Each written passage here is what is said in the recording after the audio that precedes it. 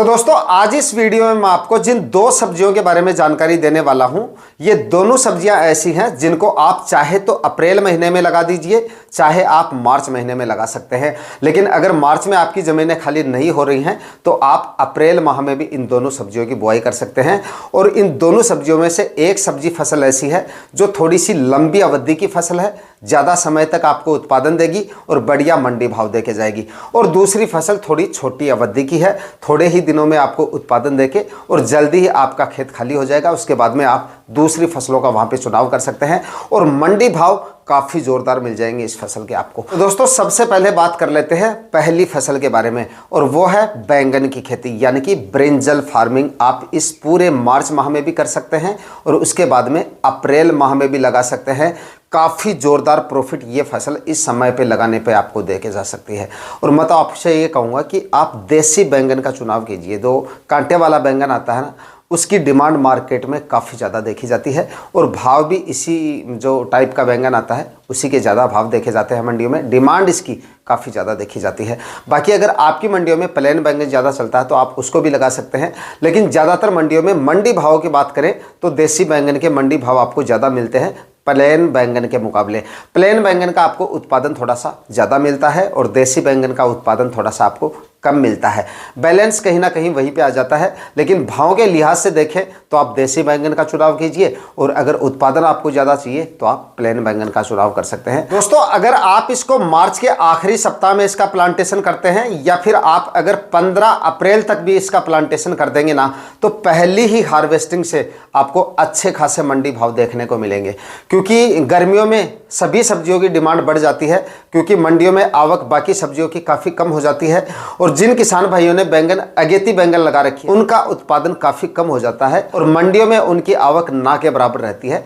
एक तो ये वजह है जिसकी वजह से आपको इसके मंडी भाव काफ़ी ज़ोरदार मिल जाते हैं, और बाकी सब्जियों की आवक भी मंडियों में काफ़ी कम रहने की वजह से पहली हार्वेस्टिंग से काफ़ी ज़ोरदार मंडी भाव आपको मिल जाएंगे। और उसके बाद में जब तक इससे आपको उत्पादन मिलेगा तब तक काफ़ी अच्छे खासे मंडी भाव आने वाले सीजन में मिल सकते हैं। और दोस्तों बैंगन एक ऐसी फसल है जो आपको बाकी सब्जियों के मुकाबले मिर्ची की तरह लंबे समय तक उत्पादन देता है, यानी कि करीब लगाने के बाद में 7-8 महीने तक आराम से ये आपको अच्छा उत्पादन दे देता है। इस वजह से मंडी भाव भी आपको हर टाइप के मिल जाते हैं। एक ही मंडी भाव पे डिपेंड रहने की ज़रूरत नहीं पड़ेगी आपको। जैसे कुछ फसलें हम लगा देते हैं तो मंडियों में जो मंडी भाव चल रहे होते हैं उन्हीं भाव में हमें बेचना पड़ता है। तो कभी कभार अगर इसके मंडी भाव डाउन भी आ जाते हैं तो अच्छे मंडी भाव मिलने की भी इसमें उम्मीद रहती है और मिलते भी हैं। तो मतलब लगाने के बाद में आपको काफ़ी लंबे समय तक ये उत्पादन देगा। बरसात में भी चलेगा तो बरसात में भी इसके मंडी भाव आपको काफ़ी ज़ोरदार मिल जाएंगे।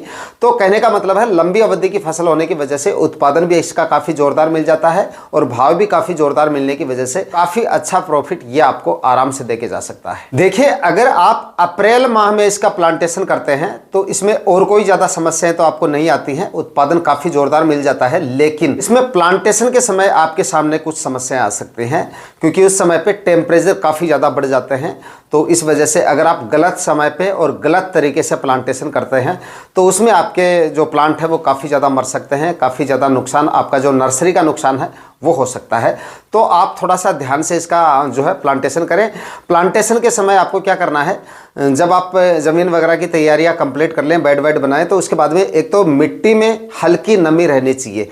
ऐसा नहीं है कि आप सिंचाई करें और उसके बाद आप जो है इसका प्लांटेशन करें, लेकिन पहले पलेवा कर लें, उसके बाद में ज़मीन वगैरह की तैयारियां करके बेड बना के उसके बाद आप जो है इसका प्लांटेशन करें। तो मिट्टी में उस समय पे हल्की नमी रहेगी तो ज़मीन की हीट जो है वो प्लांट को परेशान नहीं करेगी। और दूसरा शाम के समय प्लांटेशन करें। 3 चीज़ों का ध्यान रख लीजिएगा, उसके बाद में ये समस्या आपको फेस नहीं करनी पड़ेगी। थोड़ी नमी होनी चाहिए, उसके बाद में शाम के समय थोड़ा लेट इसका जो है वो प्लांटेशन करें। और प्लांटेशन करते समय तुरंत प्रभाव से ड्रेंचिंग विधि से इसकी सिंचाई करते रहें।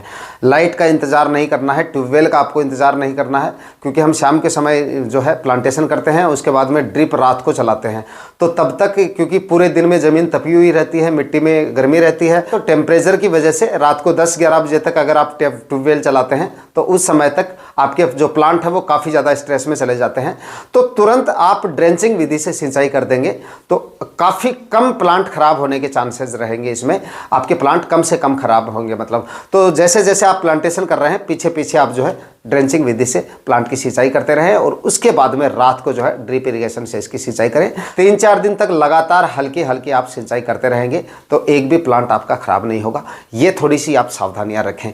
लगाने से पहले आपको क्या करना है, इसमें सड़ी हुई गोबर की खाद 3-4 ट्राली या 4-5 ट्राली डाल देंगे तो और भी अच्छे रिजल्ट मिलेंगे, क्योंकि ये एक लंबी अवधि की फसल है तो अच्छी मात्रा में खाद उर्वरक डालने काफ़ी ज़्यादा जरूरी है। 50 से 60 kg इसमें DAP खाद, 25 से 30 kg म्यूरेट ऑफ पोटाश और लगभग 20 से 25 kg यूरिया खाद आखिरी कल्टीवेशन से पहले डाल के 3-4 कल्टीवेशन पहले कर लें आप, 2-3 कल्टीवेशन पहले कर लें और 1 कल्टीवेशन खाद उर्वरक डालने के बाद में आखिरी कल्टीवेशन करके उसके बाद में 4-4 या 5-5 फीट की दूरी पे बेड बना के 1-1 फीट की दूरी पे जिग-जैग आप इसका प्लांटेशन करें। बेड से बेड की दूरी का डिस्टेंस अच्छे तरीके से आपको मेंटेन रखना है, क्योंकि प्लांट बाद में जाके बरसात वगैरह होंगी तो मौसम बाद में जाके इसके और अच्छा अनुकूल हो जाता है, तो इस वजह से प्लांट काफ़ी ज़्यादा हैवी हो जाते हैं। तो डिस्टेंस अच्छे से मेंटेन रखें, कम से कम 4 फीट या 5-5 फीट की दूरी पर बेड बना लीजिए। मैं तो कहूँगा कि 5-5 फीट की दूरी पर बेड बनाएंगे तो उत्पादन और भी अच्छा मिलेगा और बरसात के सीजन में रोग बीमारियाँ कम से कम आपको देखने को मिलेंगी। तो 5-5 फीट की दूरी पर बेड बना लीजिए और बेड की चौड़ाई पूरी रखें, ताकि जब आप जिगजैग प्लांटेशन कर रहे हैं तब भी प्लांट से प्लांट का जो डिस्टेंस है वो अच्छे से मेंटेन रहे।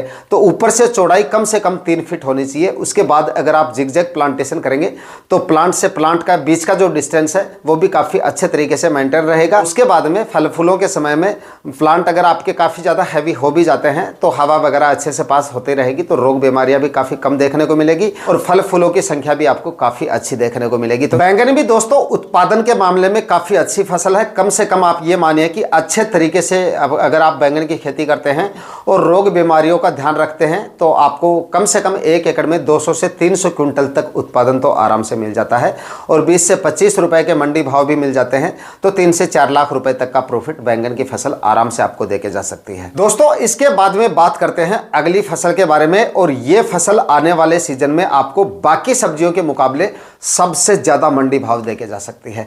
इसके बारे में 3-4 दिन पहले भी मैंने आप किसान भाइयों को बताया था, फिर से मैं आपको बता रहा हूं। हरा धनिया किसान भाई इस पूरे मार्च और अप्रैल माह में लगा सकते हैं। कम से कम आप ये मानिए कि 100, 150, 200 रुपए तक के मंडी भाव भी आपको आने वाले सीजन में इसके मिल सकते हैं।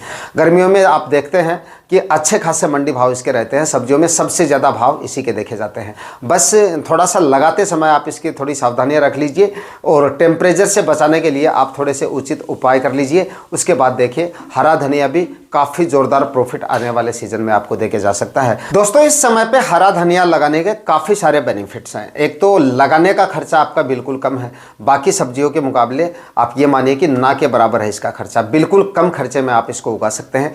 दूसरा छोटी अवधि की फसल है, थोड़े ही दिनों में ये आपको उत्पादन देना शुरू कर देती है। मैक्सिमम 35 दिन मानिए 35 दिन में आपको इसकी कटाई मिलने शुरू हो जाएगी और छोटी अवधि की फसल है और चाहें तो आप जल्दी अपने प्लॉट को खाली कर सकते हैं। वैसे तो आप 2-3 कटाई अगर आप अच्छी वैरायटियों का सिलेक्शन करते हैं और अच्छी मात्रा में खाद उर्वरक वगैरह डालते हैं तो 2-3 कटाई आपको इसकी आराम से मिल जाती हैं। लेकिन अगर आप जल्दी खेत खाली करना चाहें तो 1-2 कटाई करके आप लगभग 40 से 60 दिन में आप अपने प्लॉट को खाली कर सकते हैं। इसमें गर्मियों में आप थोड़ी सी सावधानियां रख लीजिए और थोड़ा सा जर्मिनेशन पे ध्यान दे लीजिए। थोड़ा सा ध्यान से अगर आपने जर्मिनेशन ठीक से इसका करवा लिया तो उसके बाद वह उत्पादन तो आपको आराम से इसका अच्छा मिल जाएगा।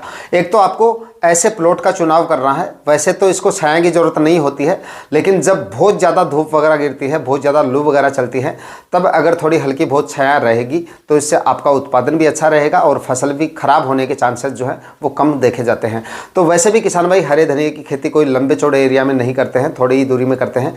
तो या तो ऐसे प्लॉट का चुनाव करें जहाँ पे उत्तर और पश्चिमी साइड में जो है कोई पेड़ वगैरह लगे हों, मतलब बाउंड्री पे कोई पेड़ वगैरह लगाए हुए हों, जिसकी वजह से लू का प्रकोप आपकी फसल में कम से कम देखा जाएगा। और उसके बाद में बीच में आप 7-7 या 8-8 फीट की दूरी पे पशुओं वाला चारा भी लगा सकते हैं, जिसकी वजह से भी टेम्परेचर जो है वो काफ़ी अच्छे से मेंटेन रहेंगे।